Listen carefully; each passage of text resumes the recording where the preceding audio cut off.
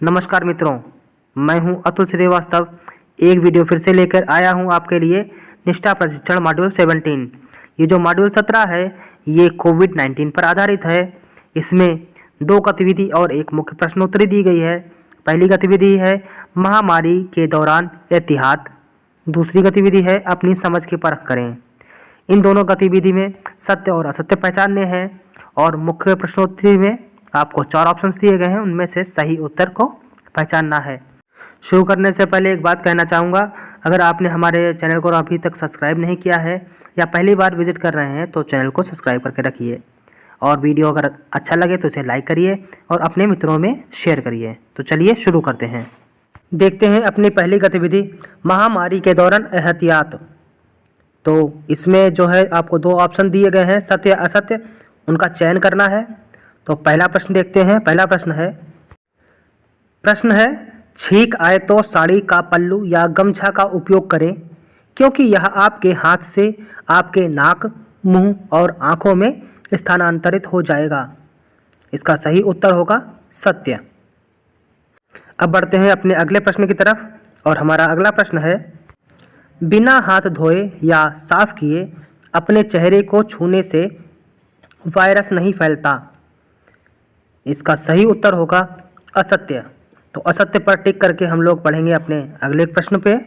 हाथ मिलाने और कार्यक्रम आयोजित करने से महामारी फैलने का खतरा नहीं बढ़ता है। इसका सही उत्तर होगा असत्य। तो असत्य पर टिक करके हम लोग बढ़ेंगे अपने अगले प्रश्न पे।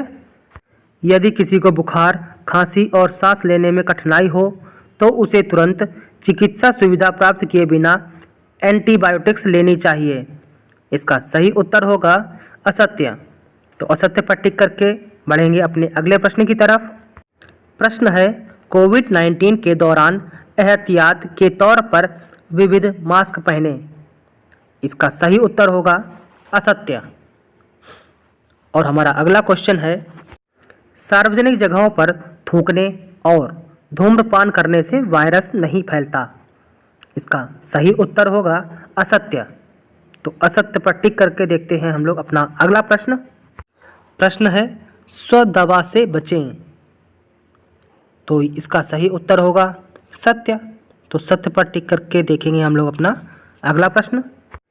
अगर कुछ भी खरीदने के लिए घर से बाहर जा रहे हैं तो अन्य लोगों को संक्रमित करने से बचने के लिए मास्क पहने। अब बाहर जाते समय नाक और मुंह ढकना अनिवार्य है। तो इसका सही उत्तर होगा सत्य। तो सत्य पर टिक करके बढ़ते हैं अपने अगले प्रश्न पर।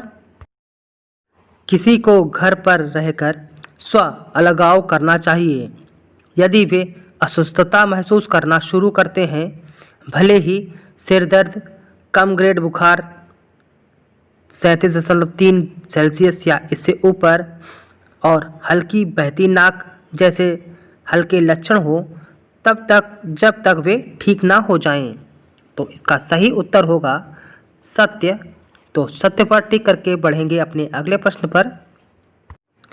उपयोग किए गए महीन कपड़े या कागज का तुरंत निपटान करें, क्योंकि बूंदें वायरस को फैलाती हैं। तो इसका सही उत्तर होगा सत्य। तो सत्य पर टिक करके देखेंगे हम लोग अपना अगला प्रश्न। अच्छी श्वसन स्वच्छता का पालन करके, यानी जब आप खांसते या छींकते हैं तो अपने मुंह और नाक को मुड़ी हुई कोहनी या महीन कपड़ा कागज से ढककर आप अपने आसपास के लोगों को सर्दी, फ्लू और कोविड-19 जैसे वायरस से बचा सकते हैं। इसका सही उत्तर होगा सत्य। तो सत्य पर टिक करते हैं और इस प्रकार से हमारी यह प्रश्नोत्तरी समाप्त हो गई। हमने 11 क्वेश्चन में से सभी 11 के उत्तर दिए हैं और आप सबमिट बटन पर क्लिक करते हैं तो देखिए स्कोर हुआ है 11 में से 11। अब बढ़ते हैं हम लोग अपनी अगली गतिविधि नंबर 5, अपनी समझ को परखें। तो इस गतिविधि में जो हम लोगों को बताए गए हैं कथन, उसमें से सत्य या असत्य की पहचान करनी है। तो पहला क्वेश्चन है, सभी पदाधिकारियों और छात्रों को समूची विद्यालयी अवधि में फेस मास्क पहनने की आवश्यकता नहीं होती। इसका सही उत्तर होगा असत्य। तो असत्य पर टिक करके बढ़ेंगे अपने अगले प्रश्न पर। कोविड-19 के दौरान विद्यालय में समूह गतिविधियां जारी रखी जा सकती हैं। इसका सही उत्तर है असत्य। असत्य पर टिक करके बढ़ते हैं अपने अगले प्रश्न पर। एक छात्रावास भोजनालय के समय को एक बार में छात्रों की भीड़ से बचने के लिए क्रमबद्ध किया जा सकता है। इसका सही उत्तर होगा सत्य। अब देखेंगे हम लोग अपना अगला प्रश्न। छात्रों को विद्यालय जाने के लिए मजबूर किया जाना चाहिए। इसका सही उत्तर होगा असत्य। अगला प्रश्न। बच्चों को अपने निजी परिवहन का उपयोग करने के लिए प्रोत्साहित किया जाना चाहिए। इसका सही उत्तर होगा सत्य। सत्य पर टिक करते हैं और इस प्रकार से हमारी ये दूसरी गतिविधि भी समाप्त हो गई। इस गतिविधि में 5 क्वेश्चन थे, पाँचों के उत्तर दिए और हमारा स्कोर हुआ है 5 में से 5। अब देखते हैं अपनी मुख्य प्रश्नोत्तरी, जो इसका मेन पार्ट है। उसका पहला प्रश्न है, दुनिया भर में हाल ही में खोजी गई संक्रामक बीमारी कौन सी महामारी बन गई है? इसके ऑप्शंस हैं स्वाइन फ्लू, कोविड-19, इबोला, टाइफाइड। तो इसका सही उत्तर है कोविड-19। इस पर टिक करते हैं और बढ़ेंगे अपने अगले प्रश्न पर। प्रश्न है, छात्रों के अधिगम के परिणाम का समय समय पर मूल्यांकन खाली जगह और शिक्षण विधियों में मदद करता है। तो इस खाली जगह में क्या भरना है, देखते हैं ऑप्शंस। छात्रों की योग्यता के बारे में जानने, छात्रों को ग्रेड देने, शिक्षण अधिगम प्रक्रिया में सुधार करने, छात्रों की बुद्धि की पहचान करने में। तो इसका सही उत्तर होगा शिक्षण अधिगम प्रक्रिया में सुधार करने। तो इस पर टिक करके बढ़ेंगे अपने अगले प्रश्न पर। प्रश्न है, छात्रवासियों हॉस्टलर्स के लिए सुरक्षित संगरोध क्वारंटीन सुविधा की व्यवस्था शुरू करने का सही समय क्या है? ऑप्शंस देखते हैं पहले। विद्यालय में प्रवेश लेने के दौरान, विद्यालय को पुनः खोलने से पहले, विद्यालय शुरू होने के बाद या आवश्यकता पड़ने पर। तो इसका सही उत्तर होगा विद्यालय को पुनः खोलने से पहले। इस पर टिक करेंगे और बढ़ेंगे अपने अगले प्रश्न पर। कोरोना वायरस के कारण होने वाला कोविड-19 रोग किस प्रकार का है? ऑप्शंस देखते हैं।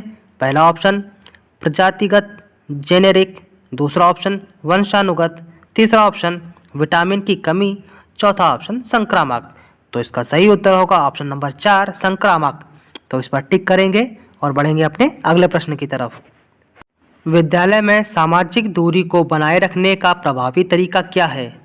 पहले तो ऑप्शन देख लेते हैं। पहला ऑप्शन आय समूह के अनुसार वैकल्पिक दिवसीय विद्यालयी शिक्षा, दूसरा ऑप्शन बोली जाने वाली भाषा के अनुसार वैकल्पिक दिवसीय विद्यालयी शिक्षा, तीसरा ऑप्शन सामाजिक पृष्ठभूमि के अनुसार वैकल्पिक दिवसीय विद्यालयी शिक्षा, चौथा ऑप्शन छात्रों के क्रमांक के अनुसार वैकल्पिक दिवसीय विद्यालयी शिक्षा।